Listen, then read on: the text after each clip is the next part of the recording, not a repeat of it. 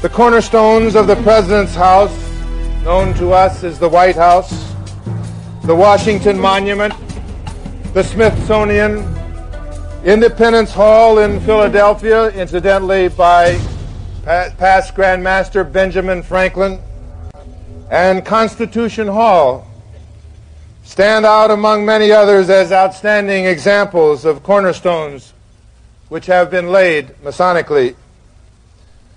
The cornerstone of the United States Capitol, however, stands out above all buildings erected in the free world as the seat of government for our people.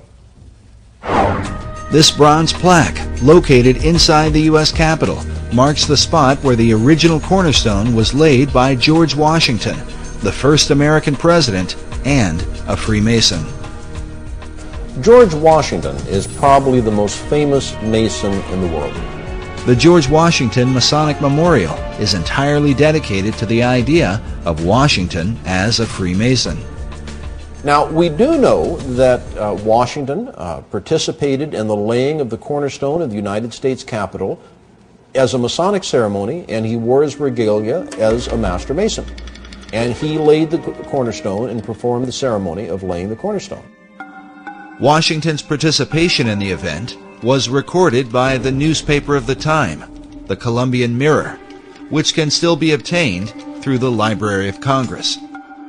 Laying the cornerstones of buildings which serve mankind is one of the world's most ancient customs. The cornerstone laying ceremony predates Freemasonry, although its early symbolic purposes as a sacrifice to appease the gods or demons or whatever in prehistorical times. Of course, there's no application to why Freemasons do it.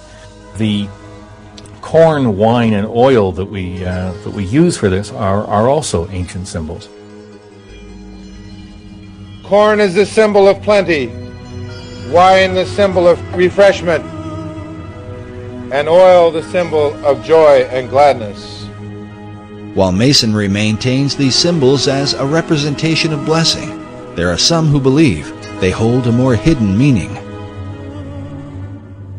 With symbols, there are always multiple levels, up to 7 different levels of interpretation with every particular symbol. Corn is an important symbol in Masonry and is one found repeatedly in Washington, D.C. But what sort of hidden meaning could apply to corn?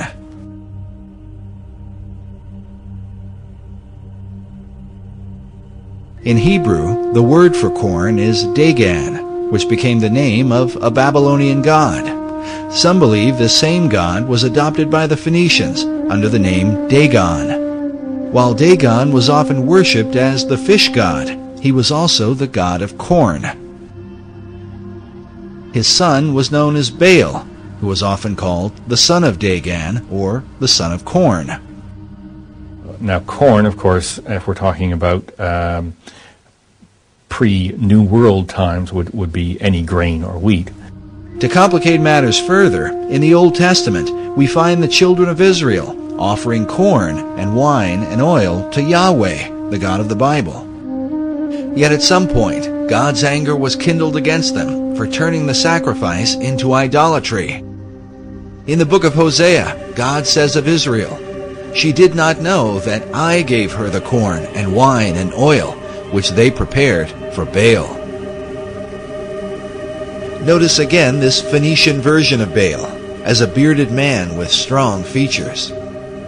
Could Baal have been the model for the bearded male images that appear throughout Washington, D.C.?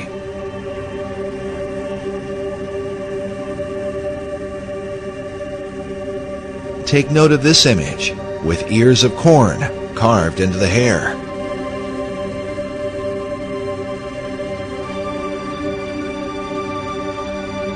According to legend, Baal was once slain by the god of death and taken into the underworld.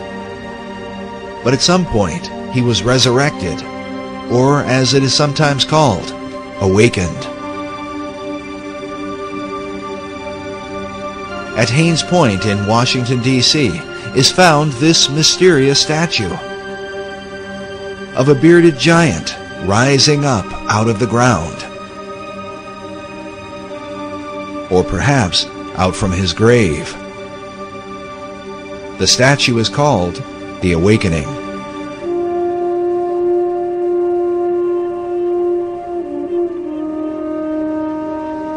According to the Masonic Encyclopedia, another symbol for resurrection is the Egyptian obelisk, which is the shape of the Washington Monument.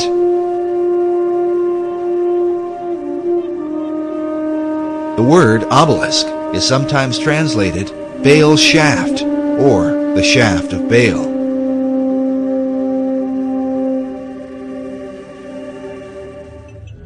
As a result, critics of Masonry argue that Baal, not Yahweh, is the real God to whom Masons perform their ceremony.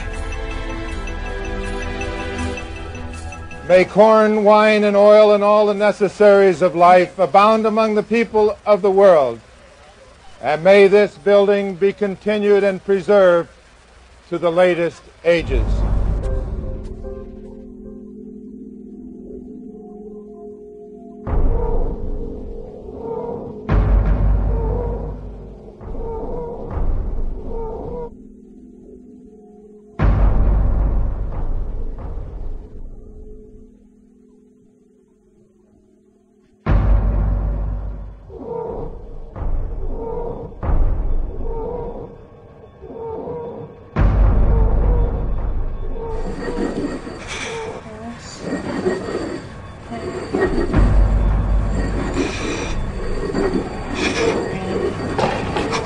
Are you okay? But oh my God! It's hard! It's hard! It's hard! Get rid of it! It's hard! It's hard! It's hard! It's hard! It's hard! It's hard! Are you okay? Oh my God, you guys! It's hard! Like a little bird. It's hard. How do you get rid of it? All you have to say your name. It's hard. It's hard.